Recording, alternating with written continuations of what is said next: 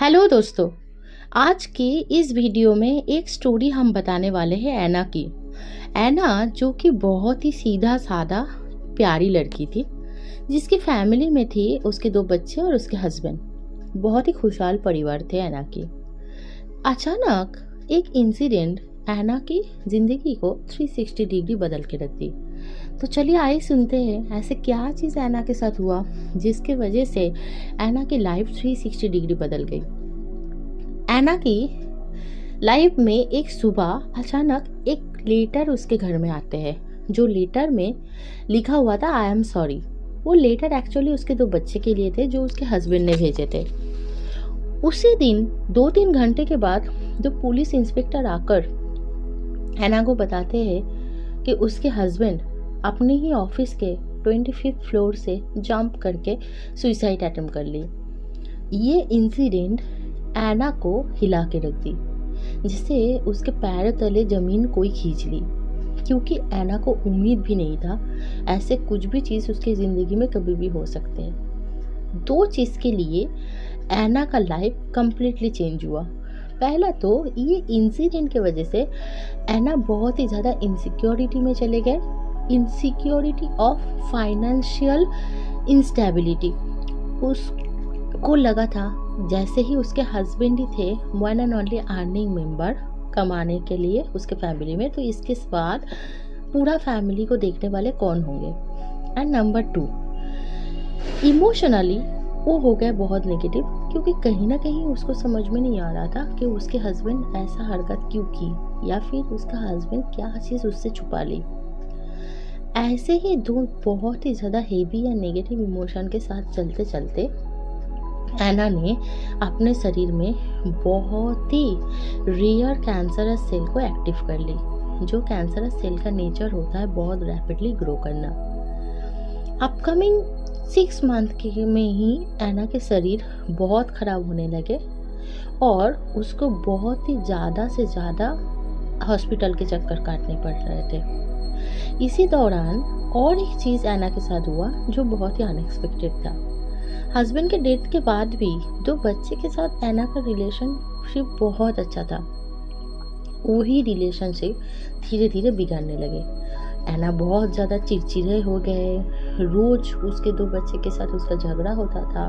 Eventually last में तो ऐना 2 बच्चे को मारपीट भी करने चालू कर दी, जो चीज़ से फाइनली वो भी बहुत फेड अप हो जाती थी एंड वो 2 बच्चे भी बहुत चीख के रोने लगती थी।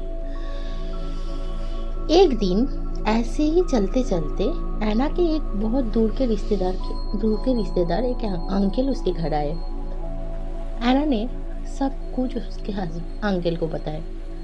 अंकल ऐना की स्टोरी सुनने के बाद हंसने लगे और बोले कि ये जो स्टोरी आज तुम्हारे लाइफ में चल रहा है, ये इसका क्रिएशन तो तुम ही किए हो। ये बात सुन के ऐना बहुत ज़्यादा गुस्सा हो जाती है, क्योंकि आप लोग ही बोलिए कोई अपना लाइफ खराब क्यों करेगा। गाइस, उसके अंकल ने पता की कि उसके हस्बैंड के डेथ के बाद उसको एक बड़ा रकम वाला इंश्योरेंस अमाउंट मिला था। जो इंश्योरेंस अमाउंट काफ़ी बड़ा था, जिससे ऐना अपने 2 बच्चे के लाइफ ठीक ठाक चल सकता था। एंड सिर्फ वही नहीं, उस पैसे से थोड़ा पैसा लेकर ऐना अपने लिए कुछ बिजनेस भी शुरू कर सकते थे, जो ऐना फाइनली नहीं की, क्योंकि उसका उस टाइम पे मेन इंटेंशन सिर्फ और सिर्फ complain, depression, frustration, anxiety, fear and anger issue के ऊपर थे।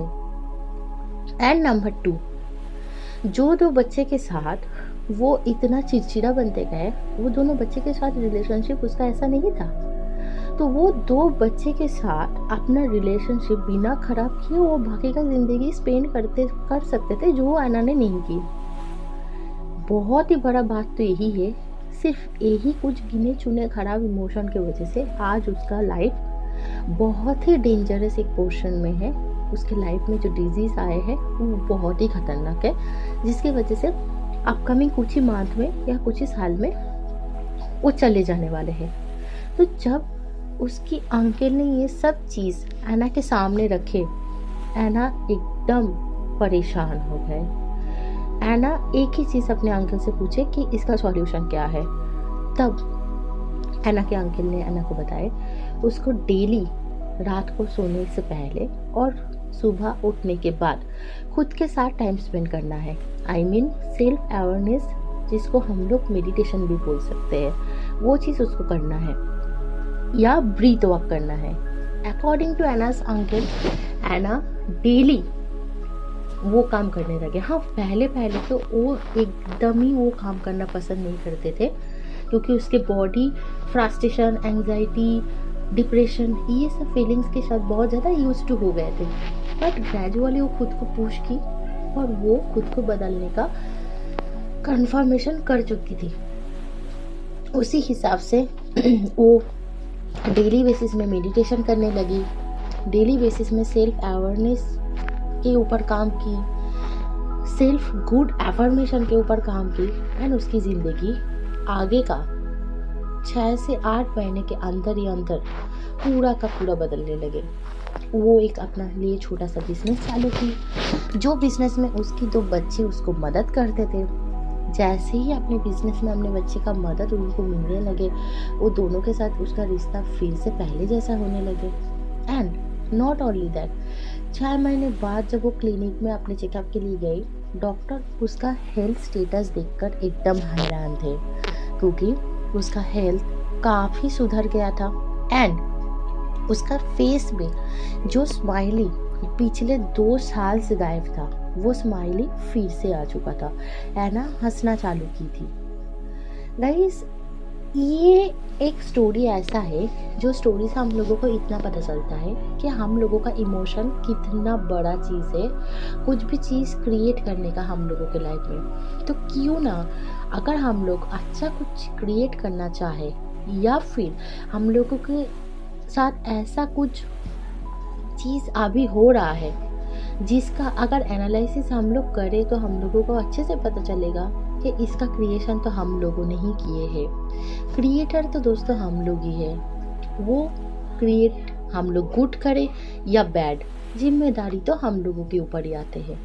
तो क्यों ना आज से हम लोग खुद का फ्रीक्वेंसी, इमोशन, या जो भी चीज़ हम लोगों के ऊपर से होते जा रहा है, जो भी चीज़ हम लोग के साथ हो रहा है, उस चीज़ का बहुत ज़्यादा ध्यान दें। उसका इमोशन कैसा है उस चीज़ में नज़र रखें और खुद को सुधार लें।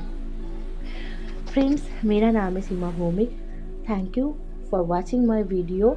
अगर ये वीडियो आपको अच्छा लगे तो फ्रेंड फैमिली में शेयर ज़रूर करिएगा, और मेरा जो चैनल है सीमा सोल स्पार्क, उसको सब्सक्राइब ज़रूर कर लीजिएगा।